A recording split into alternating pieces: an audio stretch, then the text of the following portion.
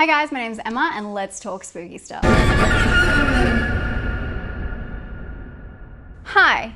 If you don't know me, this is my channel, Spooky Astronauts. On this channel, we talk about horror movies. We talk anything to do with horror, really. And I do 2 new videos every single week. If you have not seen, I have already done a Come With Me style where I take you to the movies and I give you my first initial impressions, spoiler-free, of The Invisible Man. You can find that right there. But this is a spoiler conversation, so please don't watch this if you have not seen the film yet. And yeah, just don't do that to yourself. Why you gotta be like that? Why you gotta hurt yourself? Help me help you. This video is not gonna make sense to you anyway if you have not seen the film, because it's like in-depth, straight to it, details about the movie and my opinion on it. Today, obviously, we're in a little bit of a different setting. It's really hot here in Australia, I say, wearing a sweater, and I have aircon upstairs. So we're just gonna have a little bit of a different background. Don't worry, it's not changing forever. I'm gonna keep today's very casual, so it's just kind of like a chat about the film. This isn't completely structured. I haven't written a script, and let's just have a chill conversational video. I wanted to talk to you guys about The Invisible Man. As much as I actually really love making spoiler-free content, sometimes I really want to mention a couple of things and I can't, because I feel like you guys are smart enough, you'll put it together. And The Invisible Man was such a highly anticipated film for me, and I've actually had a couple of days to reflect. I saw it like 3 days ago now, so I've been able to kind of marinate on it, and I wanted to just talk to you guys a little bit about my thoughts. Everything I say is obviously my own opinion. I feel like this might be one of those films where a lot of people love it and a lot of people aren't too sure, so just be kind in the comments as always. I totally respect if anyone has different opinions to me, and I'd love to hear what you think down below. So where do we start? The Invisible Man. This is based on the 1933 classic Universal Monster, which is based on the H.G. Wells book. So in this one, Elizabeth Moss is Cecile, a character who we know has been through a really toxic relationship with this man who is now, I don't know if I can say that on YouTube, I'll have to look that up, but you know how he died. I feel like the style of this film is very similar to Upgrade, and I think it's really interesting what Leigh Whannel does with modern technology in his films. It really reminds me of things like Black Mirror. He makes the films seem like they could be made right now and explains technology within the film instead of making it like this crazy, wacky invention like it was in the original Invisible Man. He turned it into cameras, and even though it's meant to be kind of like a sci-fi film like Upgrade was, it explains the technology, and I think that that makes it more real, and I think it makes it scary, and that's kind of like what Black Mirror does a lot. It explains the technology, so I really like that aspect of it. Even though when that was revealed, the action came in, and the action and the sci-fi are parts of a film, of a horror film, that I'm not the biggest fan of, but I can appreciate that's kind of his style, and I'd be really interested to see if his next film is also going to incorporate some kind of like sci-fi technology. I strongly believe that Elizabeth Moss carried this film, and I thought it was really cool to be immersed in her character and see everything from her point of view. A lot of people I know had logistic errors, that they just didn't believe what was going on because people would have seen it and things like that. Little nitpicky things, which I can agree with, but I think that's the whole point of the film, is that it's meant to be her like gaslighted and people not believing others when something like this is going on, and people not believing her trauma and what she's actually trying to tell them. Which leads me to the end, which is something that really made me want to make this video and have this conversation with you guys. My interpretation of the end is when she does go back in and have that conversation. Obviously she says surprise, which you're meant to link to when he said surprise and figure out it was him all along. It's meant to really show in a light sense, it's a pretty intense movie for a light sense, that she should have been believed by the cop the whole time, and she knew what was going on, but yet people were still doubting her even up until the final moment. She proved that this guy had an invisible suit, yet people were still doubting her and her ability to be able to tell whether it was him the whole time. And you don't really know that at the time, but obviously the surprise was the big clue to that. And her walking away, someone when I went and saw the movie afterwards, he came up to me and he was saying, I thought it was a really good point. He was talking about when she left from killing him and had the suit with her, when she's walking away, and the detective changes all of his morals in that moment.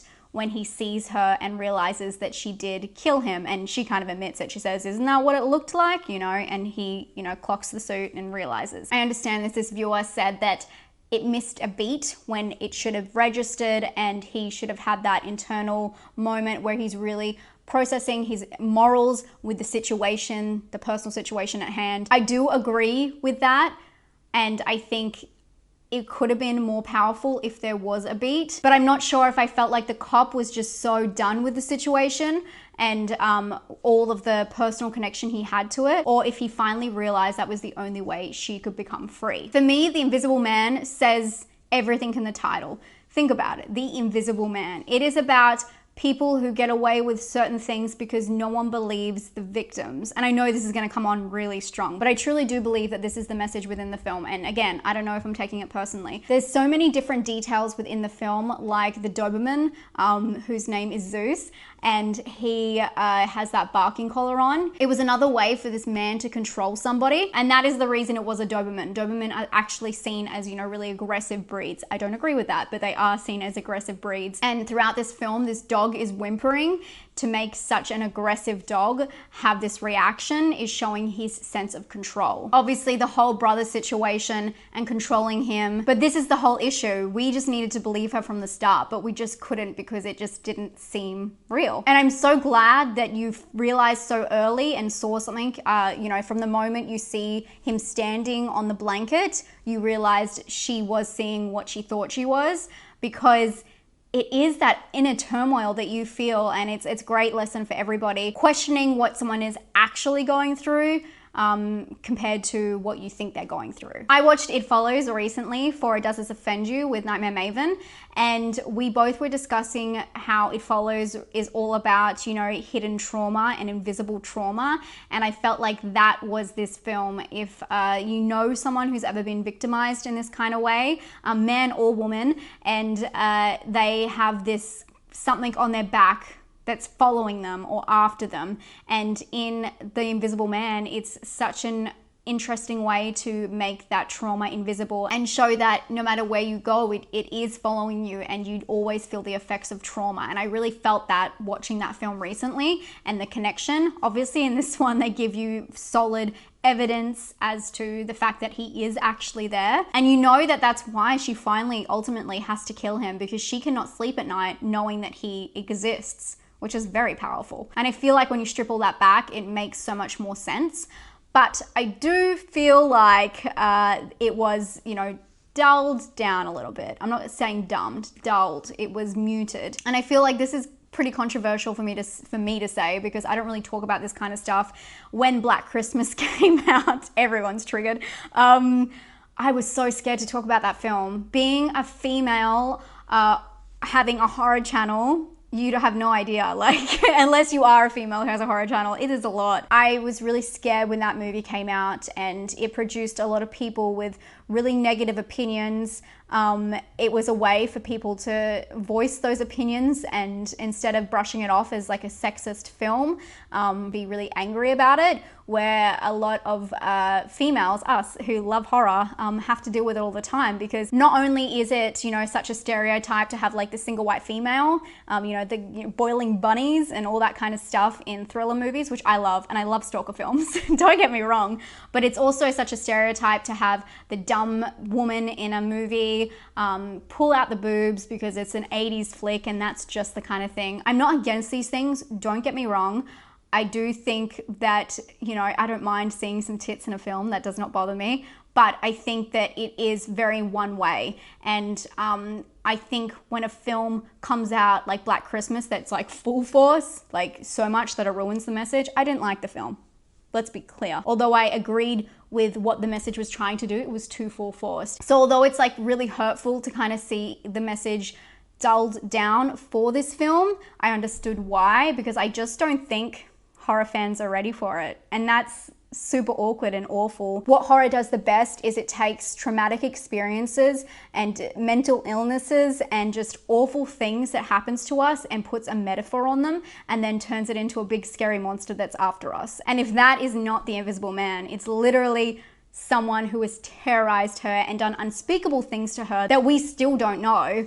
and is after her, and she just needs someone to believe her. So although that may not be as straightforward as the film likes you to believe, as it's a sci-fi action, lots of action sequences, jump scares, all that kind of stuff, it's definitely buried in there. And that's, for me, what the film means. All of that out of the way, that was a really weird rant. I'm getting a little bit personal on my channel this year. I hope you guys are enjoying it. I enjoyed the film, but I did rate it a 7 out of 10. I felt like the jump scares and the action were just forever going, and I needed a little bit more story, but I did love the ending. I thought the ending like made it for me, because it's kind of sad that I needed that revenge, but I understood that because of the way that he had betrayed her and how he did it, and I don't condone any of the actions, she could just never live on knowing that he was in the world, which again is a very powerful thought. Again, I would love to hear your thoughts and opinions on this movie, no matter how different they are. I love hearing different people's perspective. I was talking the other day to my patrons about The Lodge, and we have very different perspectives on it, and I think it's because of my background and how I was raised, and I believe that that really impacts the way you watch a film and what you see in it. So I would love to hear your different perspectives from your different background, because I think that's very important. I love you guys so much, and I hope that you're doing well, and I'll talk to you guys very soon. Let me know what you thought about this video, if this format's all right, and let me know what you thought about me being a little bit more outspoken. I love you guys so much, and I'll talk to you soon. Stay spooky. Bye.